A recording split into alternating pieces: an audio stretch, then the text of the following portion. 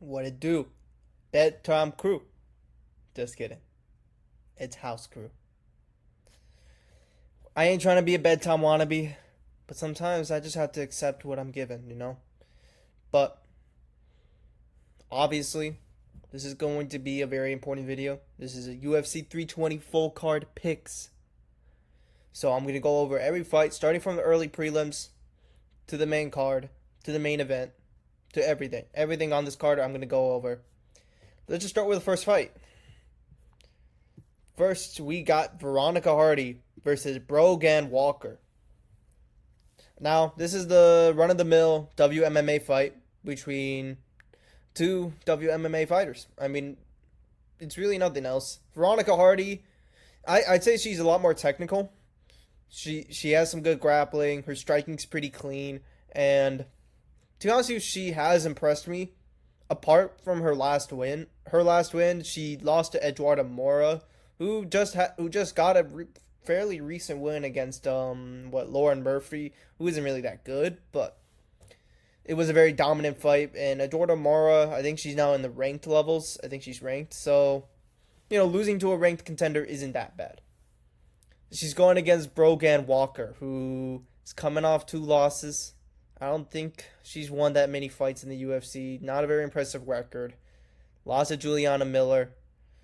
And to be honest with you, I think this is just going to be a Veronica Hardy decision. I'm going to pick Veronica Hardy by decision, 29-28. It's going to be a pretty competitive fight.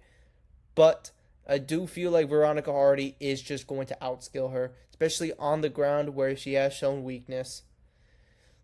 And to be honest, I just think Veronica Hardy is just a much more well-rounded fighter than Brogan Walker. What I do have to say, though, is Brogan Walker does have some good boxing, and we have seen Veronica Hardy kind of get out, muscled and out-strengthened by people smaller than Brogan Walker. So I think there's going to be some problems, and that's why I'm going to go 29-28, because I do think that Brogan Walker is going to make this a pretty competitive fight.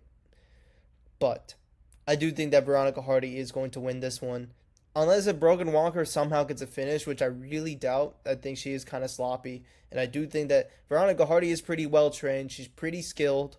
And, I think she'll have a good game plan for this. And I don't think that the Eduarda Mora loss is that bad in hindsight. Eduarda Mora is looking really promising. And frankly, I just think Eduarda Mora is just stronger than Hardy in the grappling, in the striking as well. So it was just a pretty... I picked Hardy in that fight, but to be honest with you, looking back, I don't know why I did. I thought maybe I just didn't know enough about Mora. But I do know about both these women, and I'm going to be real with you. I think Veronica Hardy is going to win this. But it's going to be pretty competitive, and I do think that out of WMMA fighters, Hardy does seem to be pretty skilled for a flyweight. So I'm going to go with Veronica Hardy by decision, 29-28. I think Brogan Walker is probably going to win round 1, just based off damage. I think some judges will give her a round. Maybe a 30-27 will be in there. Maybe some guy just wants to give all 3 rounds to Hardy. But I do think that Hardy's grappling will be the deciding factor in this fight. I think she's just a lot more skilled. She's a lot more technical. And I think that when a female fighter is more technical in a fight, they are more likely to win a decision. It's just true. So, yeah, I'm going to go with Veronica Hardy by decision. Next fight on the card, we got... Oh my God, get this fuck out of here, bro. We got Austin Vanderford. This is tweaking, isn't it? Yeah.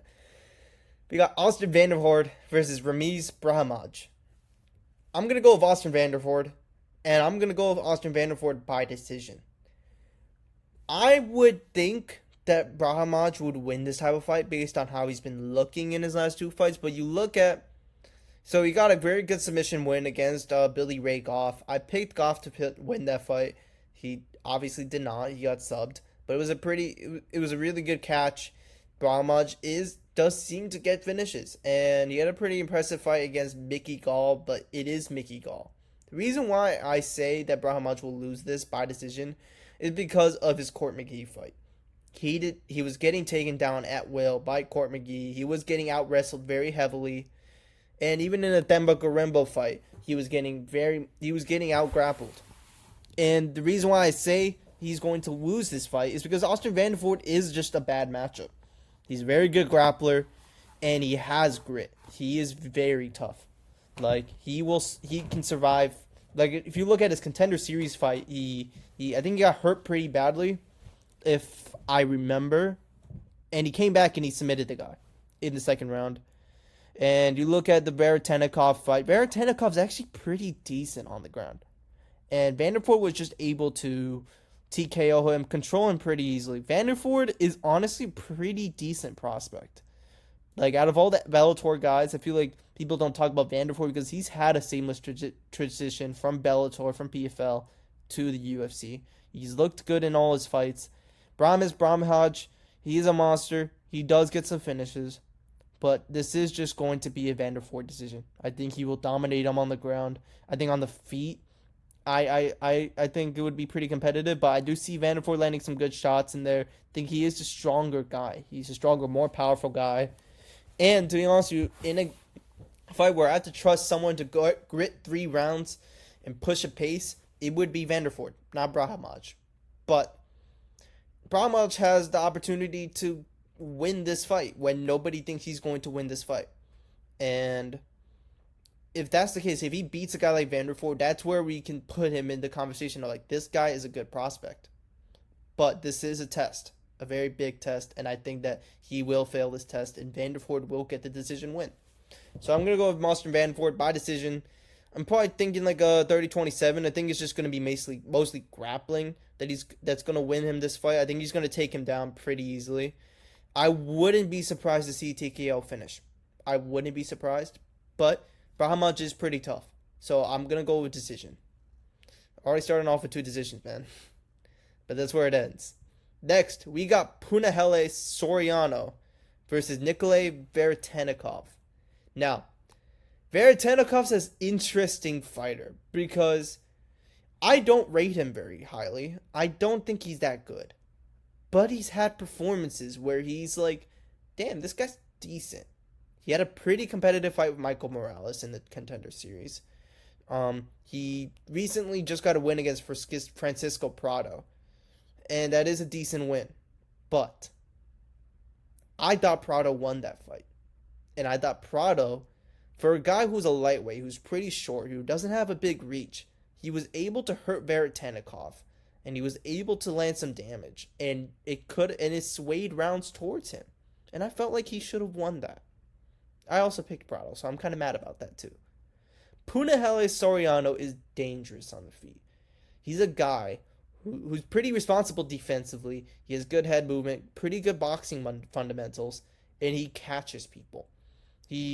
Impressive per finish. I think he had a finish against Uros Medic.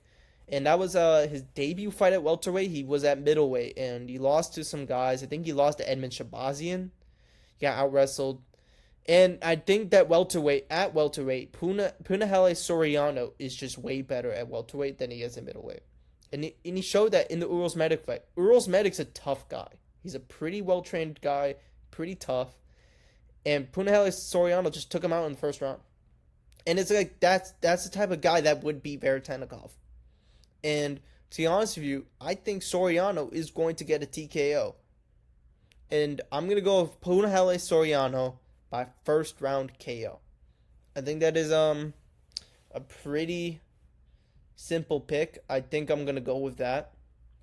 Soriano really does excite me as a fan. I think he does have some potential. I think the 170 move was a good idea. And he showed that against Uros Medic. And honestly, he's like, people call him like the Mike Tyson. They call him like Hawaiian, like that, like not like Hawaiian Mike Tyson. You know what I'm saying? And to be honest with you, I kind of see it. Like the way he fights, he does have like a little bit of a bob and weave style. And I think that is the type of guy who could find that shot in Veretennikov. If Prado could hurt Veretennikov, Punahele Soriano will take him out. Soriano is just way bigger. He has the reach. He isn't like Francisco Prado, who's short, stocky, who can't really close the distance that well, and we saw that in the Jake Matthews fight. Soriano can. He can land that banger shot. And I'm going to take him by KO in the first round. I think we will see an impressive finish in this fight. And I think Soriano is a big deal.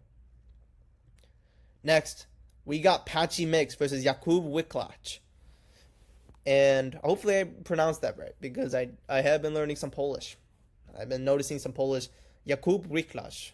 I think that's how you say it, right? And Patchy Mix. Now, I picked Patchy Mix against Mario Bautista. And he lost. And he lost pretty clearly. But you know why I didn't say dominantly? Because I didn't think it was that dominating of a loss. Patchy Mix had some pretty good moments on the feet. It was mainly the first round where it looked like Patchy Mix just could not get started. He was just getting pieced up. He hit no head movement. And to be honest with you, I think in UFC 321, we will have to owe Patchy Mix an apology. You know why? Because I think Mario Bautista will shock people on how good he does against Umar Nurmagomedov. I'm predicting that Bautista will actually give Umar a pretty tricky fight, a pretty tough fight. I don't think this is a huge step down for Umar. I think I think Bautista's actually pretty good. He has experience. He has the runtime in the UFC. He's fought some pretty good people. He's won against some pretty good people as well. He's on a huge win streak, has so much momentum, and he just keeps getting better and better each fight. And I think he will give Umar a tough fight. I don't think he's going to win the fight. He could win the fight.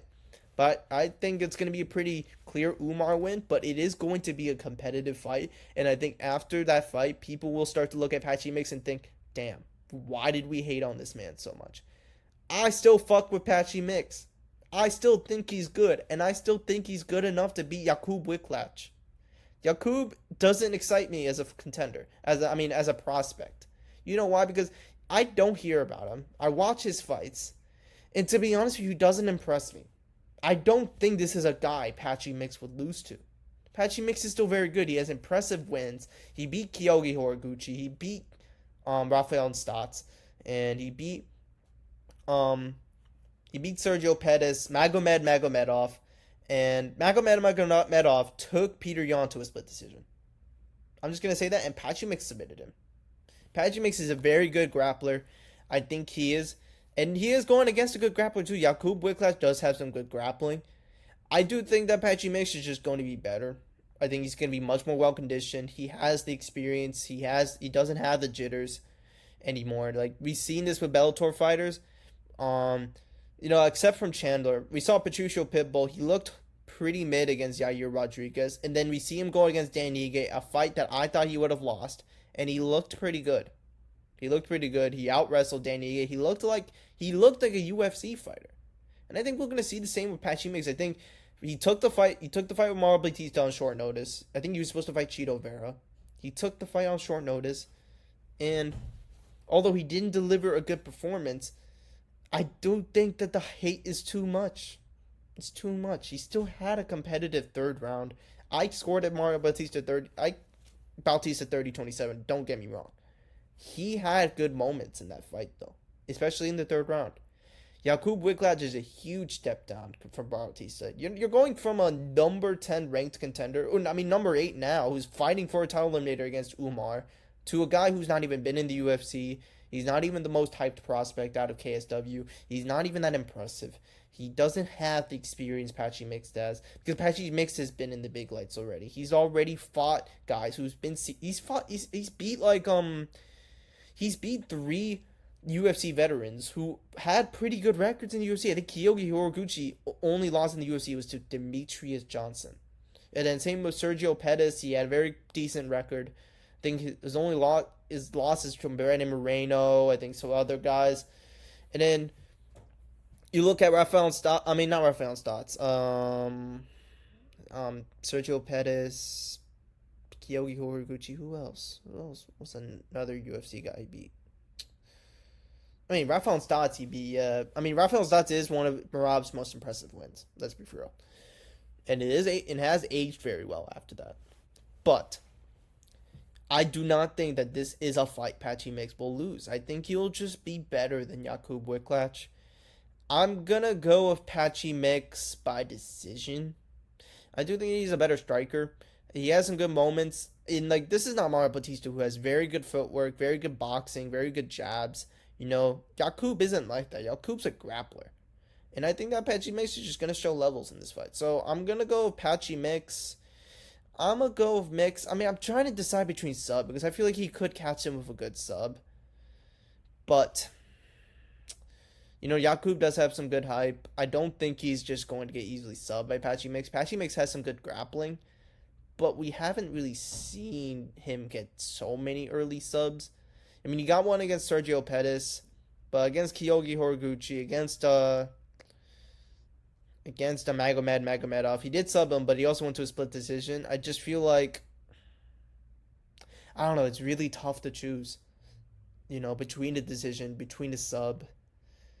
I mean, I think if Patchy Mix comes in there looking like the better fighter, we could see a sub. But you know what? I don't know about KO. Actually, yeah, I don't know why I'm saying KO. He's not really a big KO striker. He's pretty like inactive on the feet. He lands some good shots, but he mostly just uses that to set up the grappling. Do I think he's going to out-grapple Jakub Wiklaj? Yes. Do I think he's going to sub him? No. So I'm going to go Patchy Mix by decision. And I think this is going to be a pretty dominant masterclass decision where Patchy Mix shows that, hey, this guy is still good.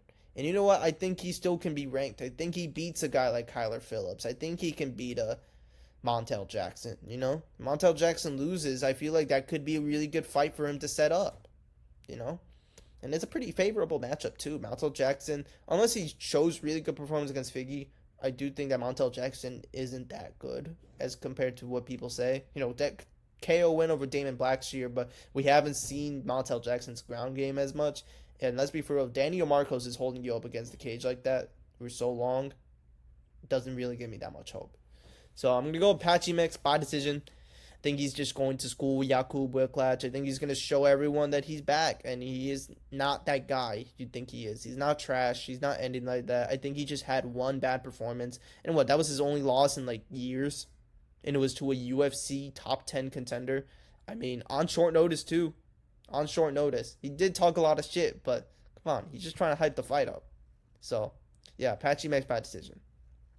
Next, we got the early prelim header. Mason Chiasson versus Yana Santos. I think this is a pretty simple one. I don't really need to explain this much. I'm just going to go Messi Chiasson, and I'm going to go her by decision. Yana Santos did not look that good against Miesha Tate in hindsight because you realize, yes, she dominated this first and second round. But it's also fucking Miesha Tate, man. You just don't. She almost got finished too in the third round. She was getting controlled in the third round by Miesha Tate, and it does not impress me. Yana Santos does not impress me as a fighter. She's kind of mid. She's decent. That's why I say mid. She's decent. She has some good moments. She can beat some lower ranked people, but I don't think she beats a Macy Chiasson. People look at the Ketlin Vieira loss. Ketlin Vieira was a hard fight for Kayla Harrison. Kayla Harrison has ran through everybody, but Ketlin Vieira took her to a 29-28 competitive decision and cut her with an elbow. It was really bad. And you got to realize, Kayla Harrison had so much hype before that fight. She was a huge favorite against Ketlin Vieira. And to be honest with you, Ketlin Vieira gave her a fight. She gave her a tough fight. Ketlin Vieira is a strong grappler. She's very strong in the feet too. She's much like a woman's bantamweight tank. She can take damage. She can push a pace. And I think that is a problem for Macy Chiasson, but Yana Santos isn't that fighter. She doesn't impress me as much. Her stand-up is pretty good, but I think Macy Chiasson has some good stand-up, and she's really good at her distance management. She'll push a pace. She won't be like Miesha Tate, who's pretty much washed and hadn't fought in years. She's a lot bigger than Yana Santos. She has the reach advantage. I think at range she will get her with the kicks, with the jab, and I think she's just going to out-grapple Yana Santos to a comfortable 30-27 decision. I think that's just going to be what it is. I think Yana Santos is tough. She is pretty hard to finish, but I think Macy Chiasson will dominate her in this fight, and I do think that Yana Santos is getting too much of a jump up, considering she beat Miesha Tate. And before that, she was coming off a loss, too. So, yeah, I don't know about this matchmaking, but Chiasson will dominate Santos. I think that's pretty easy. I explained a bit, but I don't need to explain so much because this is kind of an easy fight to pick. And I think if you're an idiot if you think a Misha Tate win makes you think you'll beat a girl like Chiasson, you know? Anyways, let's start off the prelims with Daniel Santos versus Ju Sang Yu. Now, Ju Sang Yu is such an exciting prospect, and holy hell, that KO has to be KO of the year. That is such a slick. I mean, I want to say it's KO of the year. We don't know yet, but holy hell, that was a slick KO. And Ju Sang Yu looked so impressive. Granted, it was Jekka Sargi who isn't that good and frankly very trash. I don't think Jekka Sargi has had a win in the UFC, which is just surprising. I mean, did he be? I think he even lost to Weston Wilson. Weston Wilson's not good, and Jekka Sargi lost to him by submission, I believe. Now he's going against Daniel Santos. Daniel Santos, he's on a bit of a win streak right now, but I've watched some of his fights because it is pretty hard to believe, maybe Daniel Santos will pull out a good performance. He's kind of looked chaotic in his performance. Like, there are just some moments where he gets hurt or he gets caught with a couple good punches, and he just kind of makes these fights too close. And you just can't do it against a sharp striker like Ju Sang Yu, who's very well trained, who has really fast reflexes, really good power, trains at a good gym, has really good people to train with as well. And Ju Sang Yu has looked so impressive in his last fight. His regional scene, kind of iffy. I did watch maybe his last 3 regional fights, and they were not that impressive compared to his first fight in the UFC. But to be honest with you, I think this is going to be another knockout. I think he will catch Daniel Santos as he rushes in. I've seen this in his fights. I've seen him kind of rush in. He kind of just leaves himself open defensively. And this is kind of reminds me of a Chad Mendes versus Conor McGregor situation where you think Daniel Santos will fraud check Ju Sang Yu. But he just won't, because I think Ju Sang Yu is just too fast on the feet.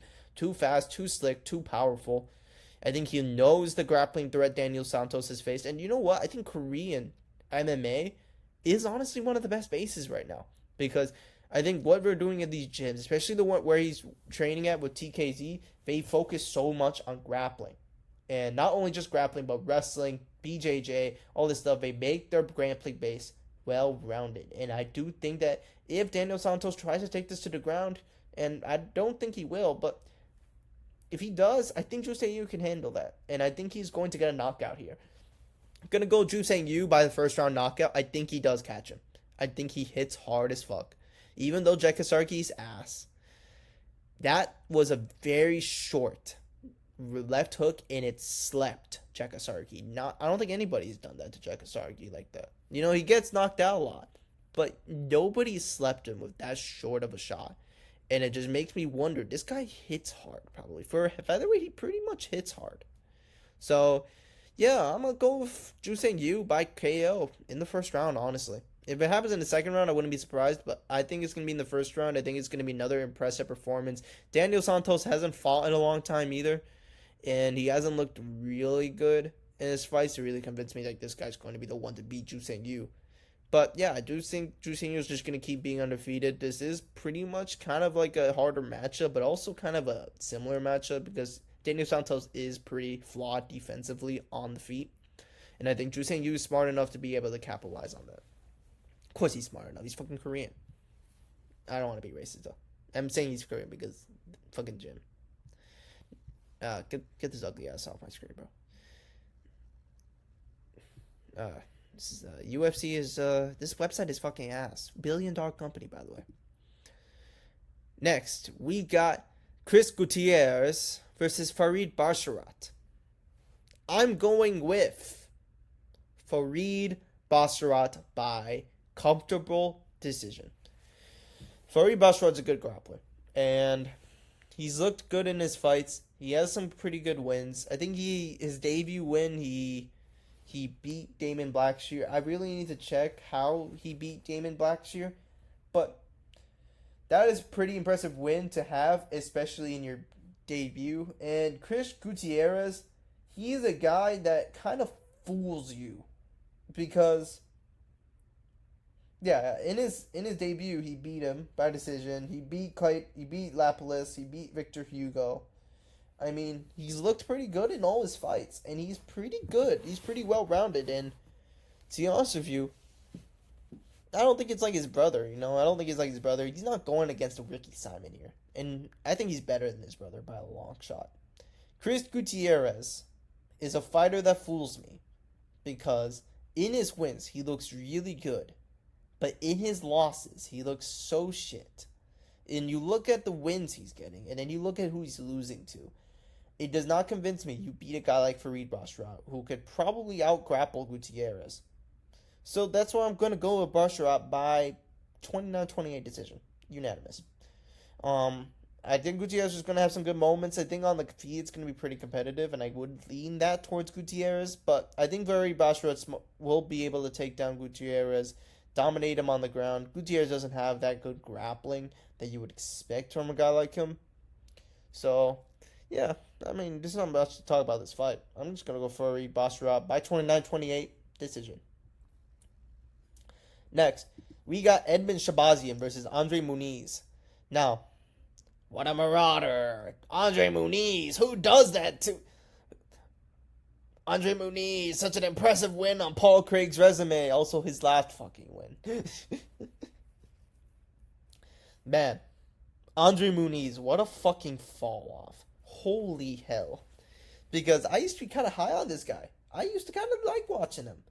And you look at his last few performances, it just doesn't impress me, he has he has a split decision win against Jun Yong Park that could have gone either way. But then you look at that. You look at the Brendan Allen fight. You look at the Paul Craig fight. And you look at the Ikram Al-Skara fights. He was on a huge run. He was on a pretty good run. And, he had some pretty good wins against Eric Anders, against Uriah Hall, Jacare Souza, who kind of old guard. And then you look at... I'm going to focus on the Brendan Allen fight. Because I know losing to Paul Craig is already bad enough. I'm going to be real. It is kind of bad. Getting TKO'd by Paul Craig. I know Paul Craig has beat some good people, but this was middleweight Paul Craig. I mean, come on. You look at the Brendan Allen fight. It was a pretty competitive fight. But then you look at how he lost that fight. And he got subbed in round 3. That's why I think he will get destroyed by Shabazian. Because I think that unless Muniz gets his grappling going, he is just going to falter, and he kind of just doesn't have the heart. We saw that in the Ikram Al-Skara fight. It was pretty back and forth. Muniz, I think, he was grappling with Ikram Al-Skara. He tried to take him down, I think. He couldn't. Ikram Al-Skara was just pressuring him, landing some ground and pound, and then he just couldn't take it. And then he got TKO'd by Ikram Al-Skara. And Edmund Shabazian, he is so good in the first round. He knows how to push the pace. He is pretty reluctant now in his striking. He isn't as aggressive as chasing finishes because he knows he doesn't have a good cast tank. He doesn't have the best grit. We've seen him falter in the later rounds. In the GM3 fight, he was destroying him, and it could have been stopped. But then GM3 was able to come back and get the sub win, and it was so legendary. Holy shit, GM3 is so good. Oh, who does that to Edmund Shabazian? And then GM3 goes on a huge ass losing streak right afterwards, and then now nobody cares about him. But Edmund Shabazian has looked okay in his last few fights. But you know what? That's why I'm picking Shabazian, because you don't need to be looking so impressive to be the guy like Andre Muniz. He's a guy who falters. At the end of the day, he makes dumb mistakes, and when he gets caught in his position he doesn't like, he just kind of falters. He accepts it, and if he gets ground and pounded and pressured, he just kind of gives up. And we've seen that against Paul Craig. We've seen that against Brendan Allen, where he made some crucial mistakes you shouldn't be making. If you are looking dumb in front of Brendan Allen, I just don't know if I could take you in a fight against Edmund Shabazian. That's why I'm going to go with Shabazian. I'm going to go with Edmund Shabazian by first round TKO. I think this is going to be another fight where Andre Muniz looks shit.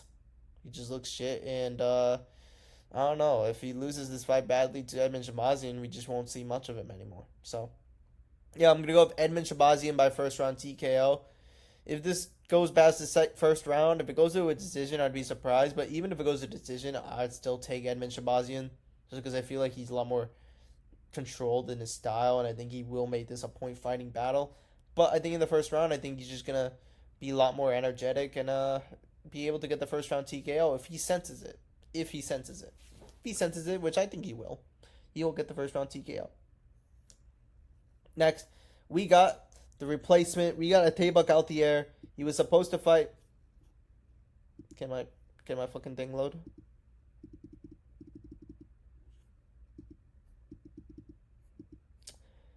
Yeah, it just sucks that I can't have a drop down menu. Whatever. Taba Gautier versus Tristan Vines. Fucking hell, bro. $1 billion fucking website, bro. $1 billion company can't even get a fucking drop down menu to fucking work. Fuck this. Anyways, Taba Gautier versus Tristan Vines. Taba Gautier by first round KO. I respect Tristan Vines for taking this fight, but this is just a sacrifice. I'm gonna be real. He's not gonna be ready for Gautier. I think Gautier's gonna put a pace on him. He's just going to hurt him, and it's just going to be a first round KO. Like not of a sleep KO, but like a TKO where Tristan Vines shows some grit. He shows some heart. Yeah, I'm in the UFC. I gotta try my fucking hardest. And then Gautier just hurts him.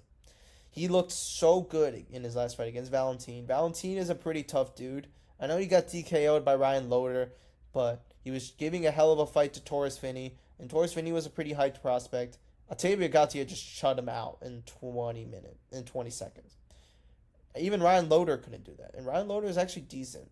I know he got destroyed by Ankalaev, but he is decent.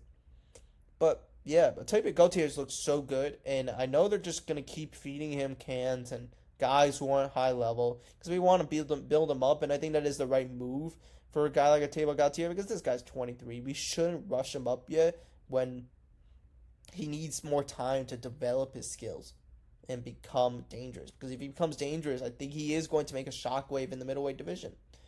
We haven't seen him tested against competition like that yet, where he can test his grappling. And we probably won't see that until he reaches maybe like the top 6. If he does reach the top 6, yeah. But yeah, Tristan Vines, I respect it. He took on a very dangerous guy who's on a 7-fight KO streak right now, breaking chins easily. Took him on a few days' notice. I respect it so much. And even if he loses this fight brutally, I think he deserves still another shot in the UFC. But this is going to be a Gautier first round KO. I don't need to say anything else. $1 billion company. Look at it. Can't even fucking drop down the menu. Next, we got Abus Magomedov versus Joe Pyfer. Wow. Joe Pyfer's finally getting a ranked opponent again. You know, he beat Marc-Andre Barrial. He beat Kelvin Gastelum. Abus Magomedov's coming off a couple wins. He beat Bruno Ferreira. He subbed Bruno Ferreira, which is pretty impressive.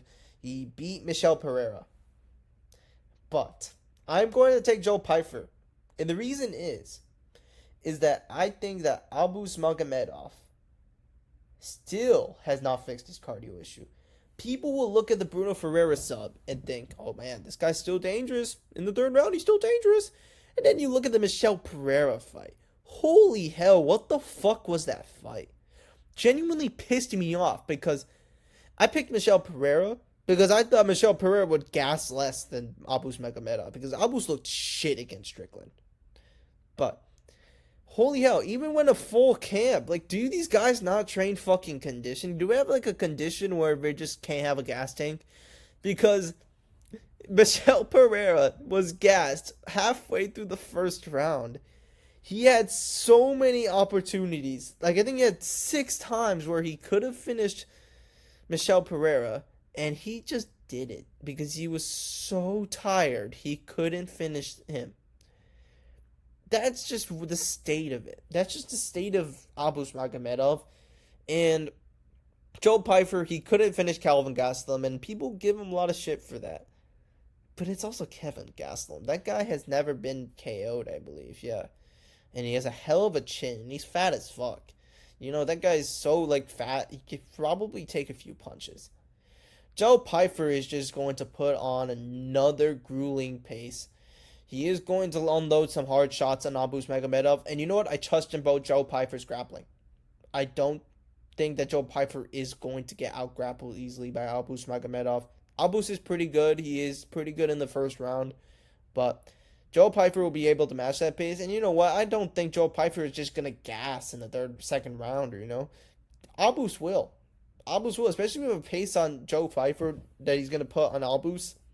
Albus is going to gas in the second round, and to be honest with you, I'm going to go Joe Pyfer in the second round TKO. I think he will hurt Abus in the second round. He's going to be gassed. And unlike Michel Pereira, who just has no gas tank, Joe Pyfer will come in and he will finish the fight because he has the gas tank. He's very well conditioned. He's very talented. He has very good power. He really good reach as well. And, I mean, he has a reach disadvantage. But let's be for real, he hits harder. Way harder. And he's going to hurt Abus Magomedov in the second round. Really good. I think he's going to hurt him with a 1-2 down the pipe that's going to land on his chin. Abus Magomedov is going to be hurt, and he just won't have the gas tank to be able to recover from that. And I think it's going to be a second round TKO for Joe Pyfer. Turn the body cam off, Joe Pyfer. Next, we got Josh Emmett versus Yusuf Zalal. I fuck with my boy Yusuf Zalal. I've been on him. He's had a rough road after the Ilya loss. But he came back, looked so impressive against Jack Shore. And he's on a huge win streak right now. I think he's on a 4-fight win streak since he's been back in the UFC. His second run, he's been undefeated. He's going against Josh Emmett. You know what? I am done with people telling me that Josh Emmett is going to knock out Yusuf Zalal. He's going to knock out Lerone Murphy. I bought into that fucking hype because of the Bryce Mitchell KO. But when Yusuf Zalal beats Josh Emmett, we need to have an uncomfortable conversation because I do really think that Bryce Mitchell is so fucking overrated and that he shouldn't have been supported as much against Gene Silva. I think only people supported him because they hate Jewish people, and that's fucking it.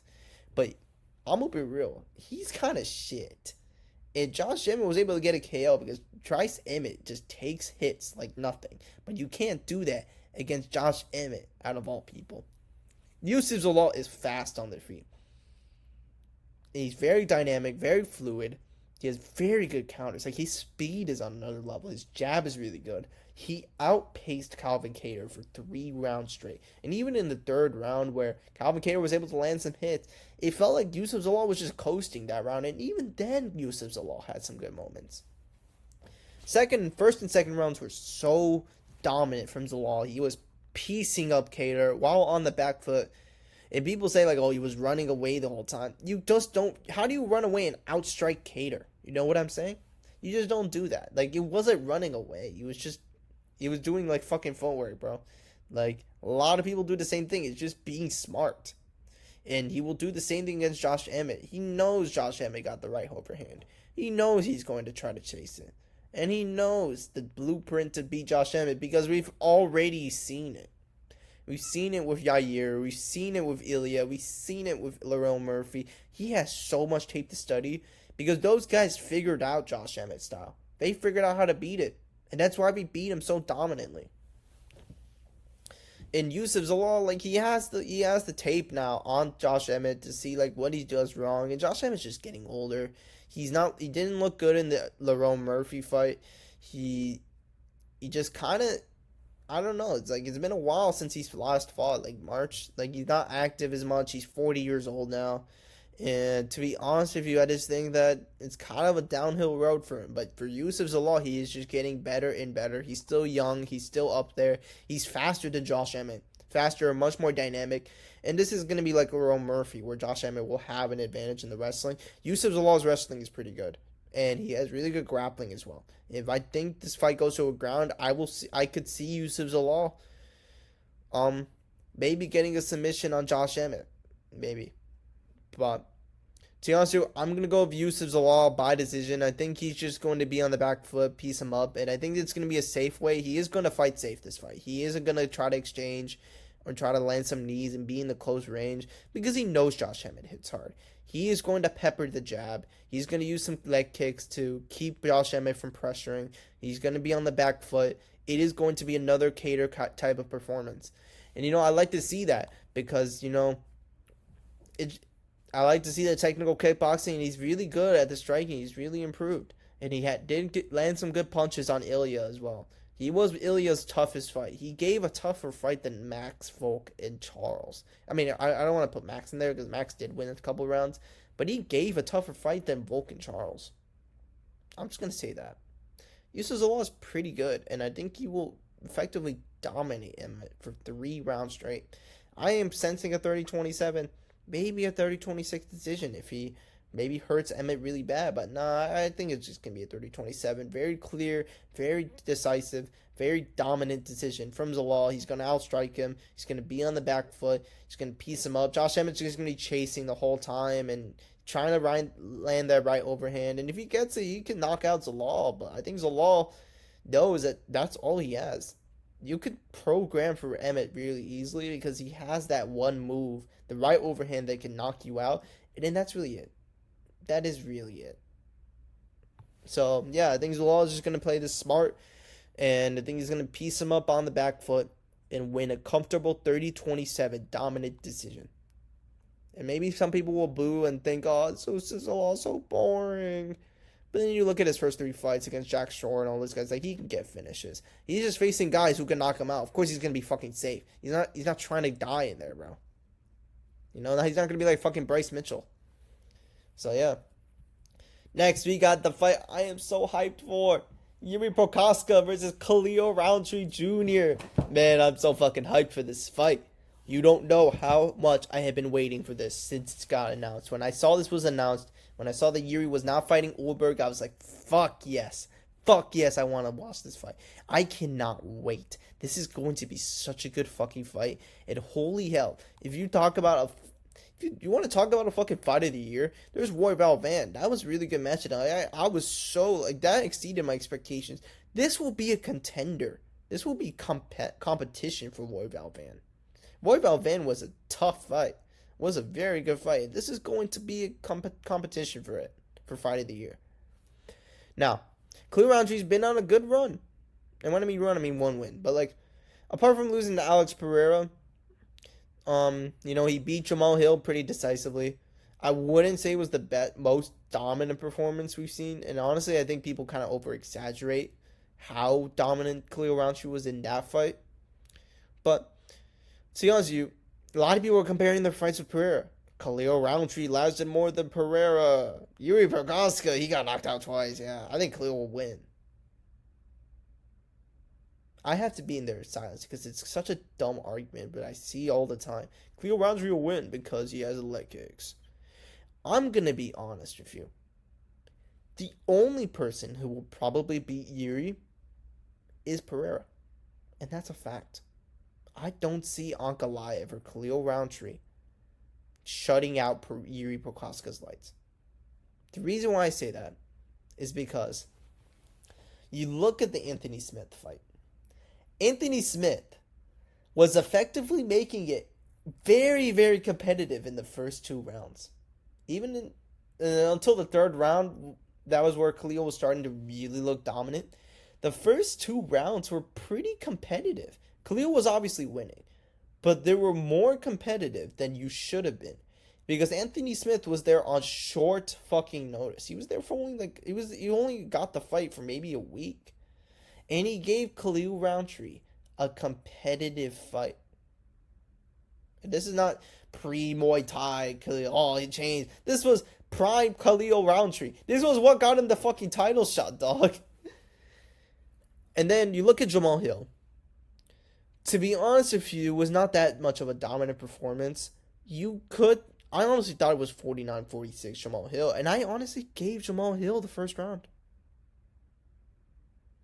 And Khalil Roundtree had some really good moments. He dropped Jamal Hill twice in round 3. That was his most dominant round. Because apart from that round, it was really even.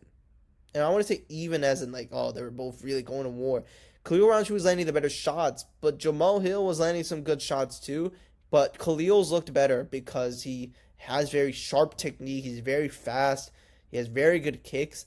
And those are what judges like to see. They like to see sharp, technically good sound striking. Not like Jamal Hill, where He is a very orthodox kickboxer, but he is like a very conventional kickboxer.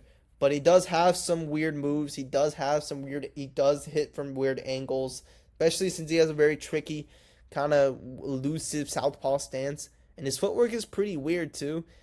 His footwork sucks, but it kind of does help him win because people don't really see that.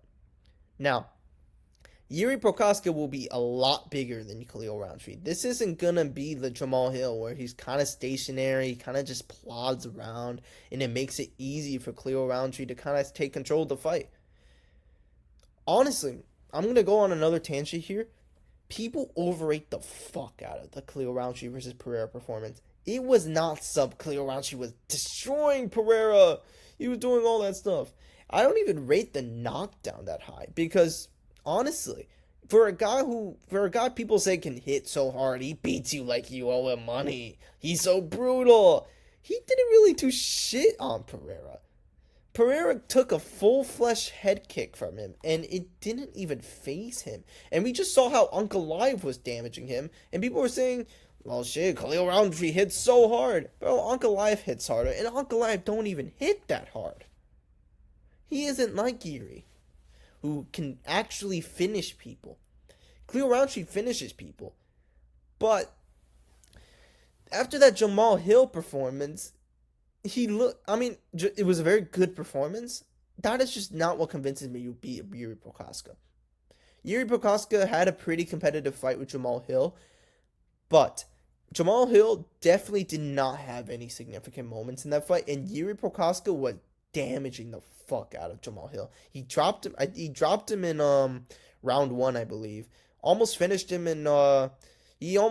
like 3 times as well, and I think in the second round, Yuri Prokaska was still doing pretty good. It was very competitive. And I think Jamal Hill just won that round just because of the fact he landed those really good knees. He had better strikes, but it was pretty competitive. Then in the third round, Yuri wobbles him bad in the beginning of the round, almost finishes him. And then he lands the signature, the 1-2, or like, what do you call it? Like the right, like the left hook.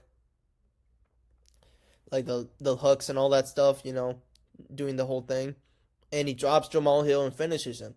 That was a really good performance. And you know what? I actually think that Yuri Prokaska is going to come in here and make it really bad for Khalil Roundtree. We have seen Khalil Roundtree get damaged a lot in his fights. He got damaged pretty easily by Pereira. Even Jamal Hill didn't really land that much to his face, and he had a swollen eye. He gets cut up very easily. And one thing about Yuri, he hurts people bad. Like, really bad. And you know what? People are going to talk about the striking. People don't talk about the grappling, though. Like, people say Khalil Roundtree has good wrestling in BJJ. Where the fuck have we seen that? Like, have we seen Khalil Roundtree actually grapple? Anybody good? Anybody on Yuri's level, basically? Because Yuri has good grappling accolades. He took down Reyes pretty easily and controlled him, who John Jones couldn't even do.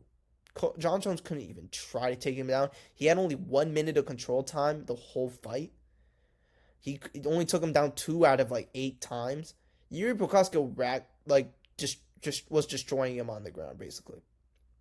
And John Jones was coming around talking shit about Reyes, like, oh, did he win? He was liking all the posts of Reyes getting knocked out. Dude, it makes you look bad. The fact that Reyes is getting knocked out by these guys, and you got your shit beat by him. But anyways, this is not about John Jones, because we all know Yuri would have fucked up John Jones bad. That's why he fucking moved up to heavyweight. He couldn't handle the fucking light heavyweights. He saw that we were fucking Chael Sonnens, and Vitor Belforts, and Lyoto Machidas, and Rampage, who's fucking 5'10". Isn't like those guys anymore. He saw it was like 6'3" Yuri Prokaska, who's big as fuck. And he was like, shit, I gotta move to heavyweight. And now he's even ducking the fucking Tom Aspinall because, oh shit, he's actually good and not some washed fighter like Stipe or a one-dimensional bum like Gone. But anyways, enough of that. Why am I going on Jones, bro? It's fucking Yuri versus Roundtree. Who gives a fuck about that cokehead?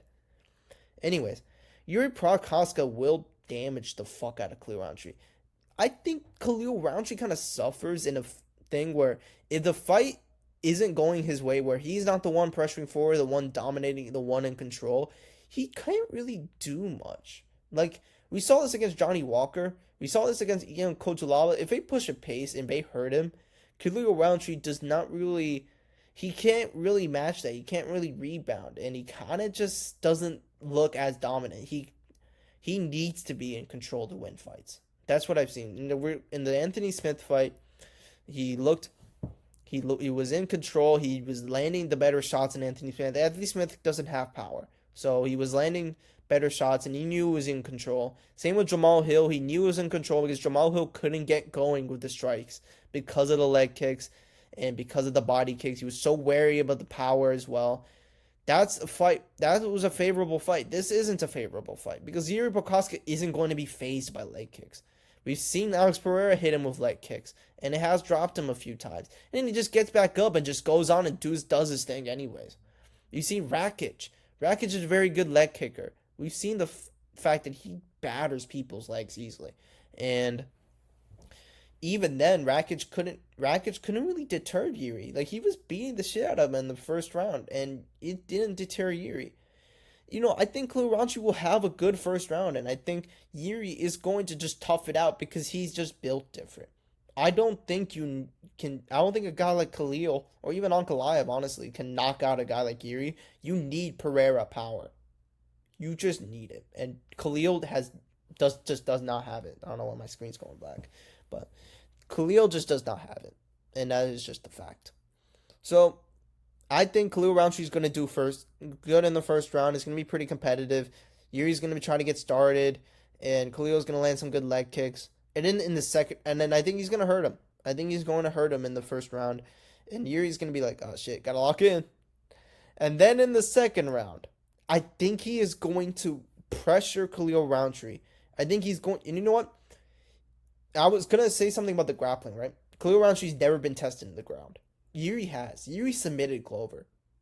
And he looked pretty decent on the ground against him defending. He took down Reyes multiple times and controlled him. If I predict right now, the guy who is going to wrestle Khalil Roundtree is going to be Yuri.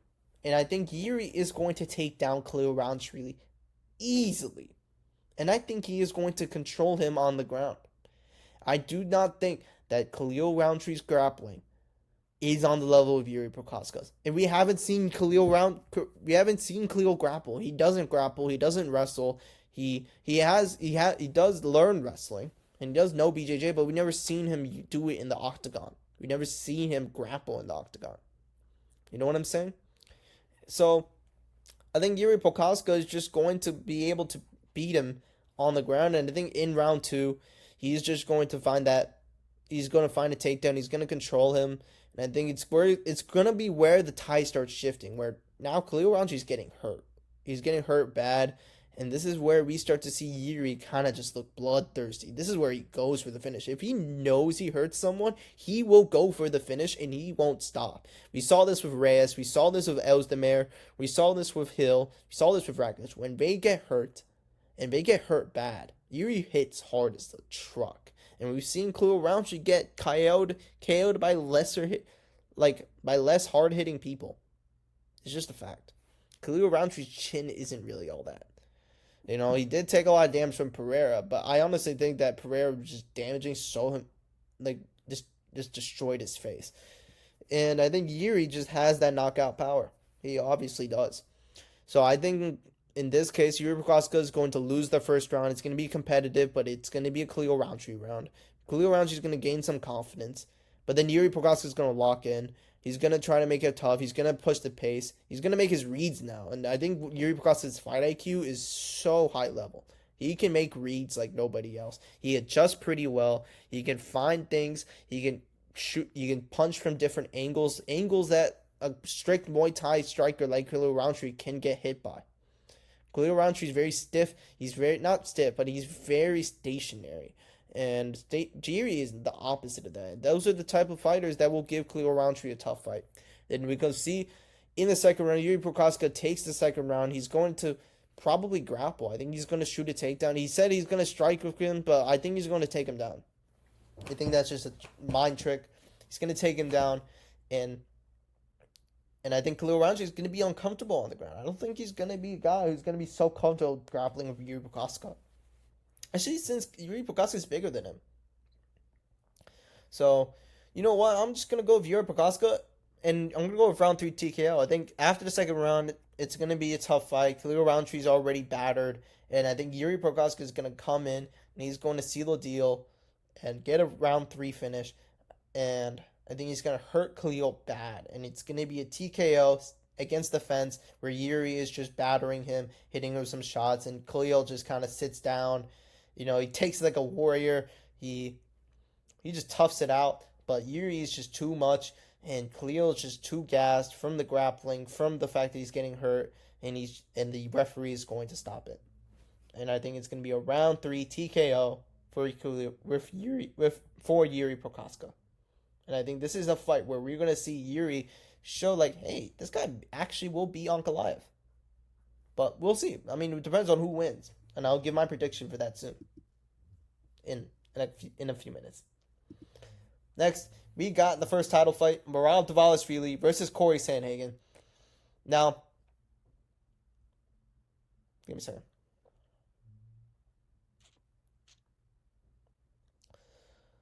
Merab Dvalishvili is on a huge run right now. He has so much momentum. He's been beating these guys. Peter Yan, Henry Cejudo, Jose Aldo, Sean O'Malley twice, Umar Nurmagomedov. He's beat so many good names. Corey Sandhagen, he's actually pretty good. And I have been on a Corey hate. I've been saying that Corey's going to get destroyed. And you know, I think he is going to get kind of destroyed. But I think that Corey is a tricky matchup because in terms of well-roundedness, in terms of BJJ, and BJJ has been a sort of a weakness for Merab Dvalishvili.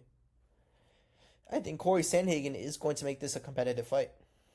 I think Corey Sandhagen is going to do better than Sean O'Malley. I think he's going to do better than Peter Yan, and I think it's going to be he's going to have a similar success with Umar Nurmagomedov, where he's going to have some success on the feet as well. But at the end of the day, Merab is just on a different level. And I'm not saying this because he just has the best cardio. I think his wrestling, his pace, and his fight IQ is so good that he knows how to make reads. He knows how to fight. He knows how to fight. He knows how to get in the zone and make adjustments on the fly. And it's like this go, go, go Merab thing that Lucas Tracy talks about. When Merab goes, he goes. He does not stop. And that is a problem that Corey Sandhagen has faltered to against lesser fighters. When people talk about Corey Sandhagen, I know people are going to talk about the Umar fight and say like, well, he lost to Umar. To be honest with you, he looked pretty impressive in the Umar fight. Umar was a stylistically bad matchup for Corey Sandhagen because of the wrestling, and Corey did pretty well defending the takedowns. And you got to remind yourself, this was a year layoff. He hadn't fought in a whole year before that, and he was coming off a huge surgery on his bicep, I think. And that was his first fight back. He did not have to fight Umar.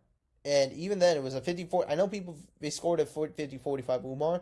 Every round, except it was a 49-46 Corey Sandhagen. I gave Corey the first round. And every round, you could say was pretty close. Corey gave Umar a tough fight. And honestly, I would say that Corey, I mean, apart from Merab, Corey could have arguably beat Umar. Like, there were so many times where he was defending the wrestling really well. His Granby rules were on point. He was scrambling really well against a guy who was a Dagestani wrestler who has really good sambo. He was doing really well against that guy. And that's why I kind of rate him highly in this matchup. I think this is going to be a tough matchup because this isn't going to be like a Sean O'Malley where his BJJ isn't really that good. This is going to be like a Umar Nurmagomedov where, you know, he's so good at wrestling, but he's not so good at keeping a pace. This isn't going to be like Peter Yan, where he's very susceptible to getting taken down because of his high guard. Corey Sandhagen is very smart. He's not going to come in here and, you know, try to back up. And Corey Sandhagen has been very confident about this fight. And you know what? I kind of believe it because this is a pretty tricky matchup for Rob. But this is still going to be a dominant performance. And you know why? Because I think Corey Sandhagen will not make 5 rounds. He will just not keep the same pace for 5 rounds. Merab is going to come in there, and he's going to prove a point. And he's going to prove a point that he can beat anyone. And when Merab is there trying to prove a point like he did against Umar, he will make sure that he wins this fight. And this is going to be some Corey kind of fluke KO. Honestly, I don't trust KO. I don't trust Corey to ever get a KO, especially against a guy like Merab, who, honestly, yes, he has gotten hurt by guys who, like Henry Cejudo and Marlon Moraes, but he has a chin. He's tough as fuck. He isn't going to be like Frankie Edgar, who was washed beyond belief going down two weight divisions, who was chinny already. And that was Corey's last KO. I just wanted to say that. I mean, I know people say Song Yadong, but that was more of a doctor stoppage, and then Figgy was also an injury, so. Like, last actual KO. Merab is very tough. He's also pretty good at scrambling. He doesn't really get caught in a lot of submissions. I think a lot of people kind of think, like, oh, this guy's BJJ is not good. He's just wrestling. I mean, he did a pretty good job scrambling with Umar as well. He out wrestled Umar pretty easily. And honestly, I felt like he could have done better in that fight if he wasn't just showboating. Like, he was just clearly showboating a lot. And if he actually did try and beat that fight, it would have been so much more like dominant. But he was showboating, he was injured, and he still won the fight. And this is going to be a better version of Merab than there was in the Umar fight, because he's improving every single fight. This is going to be a good version. He had a very fair turnaround. I think it was in March 5, like maybe 4 months, which is actually a pretty reasonable turnaround for Merab. So yeah, I think this is going to be a dominant Merab Dvalishvili decision. I see Corey kind of winning the first round. I think Merab is going to test himself on the feet. I think Corey's going to land some good hits. I think Merab's going to try to chase takedowns, and Corey will try to defend them. I don't think he's going to go and try to pull guard and let Merab have top position and chase subs. He's not an idiot. If he is going to do that, then it's fucking concerning. It's what the fuck Trevor Women's doing. But Corey Sandy is going to come in there. He's going to take the pressure. And then I think either midway through the first round, Corey Sandy is going to realize, shit, I still got to defend the takedowns. Like, Merab is just going to chase him. Because if I were to trust Corey Sandy said a lot of shit. He said he's going to be aggressive this fight. I don't think he's going to be aggressive for 5 rounds straight and get a decision win. If this goes 5 rounds, Merab is winning the decision. That is just no debate. His chance is he gets a fluke armbar sub or a fluke knee bar where he destroys Merab's knee, and it allows him to get a doctor stoppage or something like that. But I think Merab is smart enough to not get into those positions, and he knows that Corey's dangerous on the ground. He's even said that multiple times. And I think Merab's top pressure makes it hard for him to get subbed off the back. It makes it hard for people to sub off the back, and I don't think Corey has the BJJ necessary to get subs off the back like that. You know, Corey's BJJ has improved so much since the Aljo fight, but it's still not to the level where it can outcompete Merab's wrestling. You know what I'm saying? So, in my opinion, this is going to be a pretty dominant fight for Merab, but it is going to be his hardest fight because of the fact that it's going to take him some time to figure out Corey, and I think Corey is going to take the first round. I'm going to go with Merab Dvalishvili by 49-46 decision. Unanimous. Think he's going to win the last 4 rounds of the fight. I think it's going to be a decision. Corey is pretty hard to finish. If he does get a finish here, gets a sub, or maybe even TKO, I'd be pretty surprised, but I wouldn't be shocked. I wouldn't be shocked because Merab has been improving his finishing game more. Especially in his last fight, he just chased for submissions when he got control of O'Malley, which was very different from the first fight where he had multiple submission opportunities, but he didn't do them just to showboat or just to show he can control him. And now he's like actually chasing finishes. So I think he could get a finish here, but I'm going to most likely, I think it's going to be a decision 49-46 from Merab. Maybe 48-47 if Corey maybe wins like round 3, gets like a rebound, and then Merab just dominates round 4 and 5 because Corey's gassed at that point. Corey has good grappling. I mean, good cardio. It's just not on Merab's level. That's just the truth. Next, we got the main event. We got Magomed Ankalaev versus Alex Pereira. The rematch of the century. Maybe not of the century, but it is a very hyped rematch. I'm actually very excited for this fight. And to be honest with you, Alex Pereira, this is a very important fight for Alex Pereira because it really does determine so much about what are his next moves in his career. If he wants to retire after this fight. This is an important fight, and he kind of has been treating it as like an important fight. You don't really see him doing that much stuff. on the internet, traveling as much. He looks locked in, but I don't want to get fooled by this because as much as I'm rooting for Alex Pereira to win, and I will be rooting for Alex Pereira to win this fight, I do not want Magomed Ankalaev as a champion. But he is going to win this fight, man. He's just going to win. I think Ankalaev is just so well rounded and he's so fast on the feet. And let's just be for real, Ankalaev's in his prime right now. I wouldn't say Alex Pereira's off his prime because considering he started later, he's still in his prime. But if we're talking about a guy who can improve at a faster rate, I'm gonna take Ankalaev over Pereira. And the reason why I'm gonna say that is because I think Ankalaev just has a deeper bag in here. And I'm going to go talk about what happens when people become champion. There's this thing that people talk about where people who become champion or get the belt become 30% better. And it's because of the confidence. It's because of the fact that they work harder because now they're champion. And they have to defend the belt. And they know they're going to be fighting the best of the best. And I think Ankalaev will show so much more improvement than Alex Pereira. Alex Pereira will make adjustments in this fight. He will be more aggressive. And I think he will show improvements in his takedown defense and his grappling. So I don't think that Ankalaev is just going to come out there and immediately just out-wrestle Alex Pereira like that. You know? Unless if Alex Pereira just goes out there, gets reckless, chase a knockout. I mean, he probably will chase a knockout, but I just don't think he's going to be reckless. I think this is just going to be another chess match of a fight. But we will see better versions of both fighters. And I think that Ankalaev's version will be just a slightly tad bit better. Ankalaev's improvement will be more than Alex Pereira's. I think Ankalaev has a ton of potential. He's very good. He's very well rounded. He's actually a really good striker. And I'm just gonna say this: he's a better striker than he is a wrestler. That is just a fact. He is a striker, and I'm tired of people telling me, hey, he's a very good wrestler. He's going to ragdoll Alex Pereira on the ground. He ragdolled Jan, who has negative takedown defense. And apart from that, he hasn't really taken down anybody. I mean, he took down Santos, but Santos has had no legs, bro. And he was a fucking middleweight. Apart from that, Ankalaev's a striker, and he beat Alex Pereira on the feet. At the end of the day, the rounds that he won, the rounds that he won that determined the decision were rounds 3 and rounds 5. And let's be real, those were very close rounds and it could have gone either way. And I gave round 5 to Alex Pereira, but I gave round 3 to Ankalaev. Although Alex Pereira landed the better shots, Ankalaev looked like he was landing cleaner. He was landing more pressure. He was outstriking him too in that round.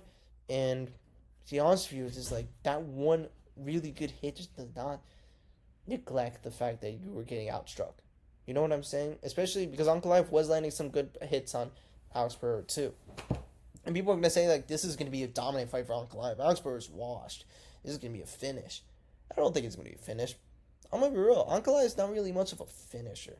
You look at his last 2 KOs, Anthony Smith, Johnny Walker, Ion Cutelaba.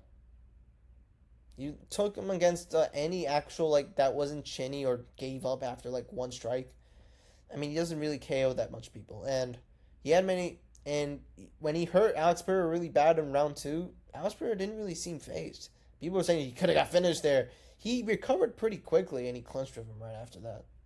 He wasn't really that close to being finished anyways, and I don't think Ankalaev would have finished him, even if there was more time on the clock. I think we could have just clinched, or maybe it would have just gone back to normal. Alex Pereira has a hell of a chin, especially at 205. He has a pretty good chin. I would say that. So I wouldn't say he's getting finished, and I don't think on the ground he's gonna get submitted either, just because of the fact Ankalaev is not really much of a submission artist. He has really good ground and pound, but Alex Pereira is probably going to be still focused on defending the takedowns. I think he knows that. The adjustments he's going to make aren't going to be adjustments like he's going to be more aggressive. I think the adjustments are going to be taking center stage and taking the center of the line, or not getting easily backed up. Keeping it very even. I think maybe he's going to rely more on the jabs, because the jabs did work pretty well, and I heard that his hand was broken in that fight too. So I think he's going to be utilizing those fights more. I think those are the adjustments he's going to make. And I think Ankalaev is going to make adjustments in the way he's going to be pressured. I think he's going to follow a similar game plan threaten the takedown, outbox him on the feet. And this time, I think he's going to try to finish Alex Pereira. He's going to be much more aggressive. He's not going to be time and technical. He's going to try to finish Alex Pereira. And to be honest with you, I think that's a bad thing. I don't think you should try to chase a finish against Alex Pereira because we've seen that with Yuri Prochazka. We've seen that with we've seen that with Yuri Prochazka. We've seen that with Khalil Rountree, where he was just darting in and he was trying to take Alex Pereira out of there, and it kind of gasses you out. When Ankalaev is chasing, when Magomed Ankalaev is able to time shots, he's able to just kind of be like technical. When he's very technical, that's where he's best at. He's not best at chasing finishes unless he gets it. Even in the Johnny Walker fight, like he was able to get the finish, but it was because Johnny Walker was just time. He would just time Johnny Walker right. Like Johnny Walker, it was pretty competitive. It was a pretty fair competitive fight before that in the first round. And the second round, Johnny Walker always showed that he had boxing defense flaws. And I think when he was up close, Ankalaev was able to land a good right hand. And that could happen to Alex Pereira because his defense in the pocket sometimes does have some flaws. But I don't think Ankalaev should chase a finish here. I don't think he should try to just shoot takedowns because, one, in my opinion, I think Ankalaev is just going to take this at range. I think he's just going to show a better performance, but it's not going to be like a dominant performance. And I don't think Alex Pereira is going to come in there looking worse than he did. Honestly, he looked pretty bad in the last fight, and he looks really good this fight. And I don't think it's over for him. I don't think he's washed. Like, how is he washed for losing a razor close decision to Ankalaev, who was the worst matchup for him? You know what I'm saying? So I think it's gonna be a decision, and I'm thinking it's gonna be a 48-47 decision again for Ankalaev, unanimous this time. I think it's just gonna be 48-47. I think it might be a 49-46, and I see Ankalaev maybe winning the first 2 rounds. Alex Pereira wins third round.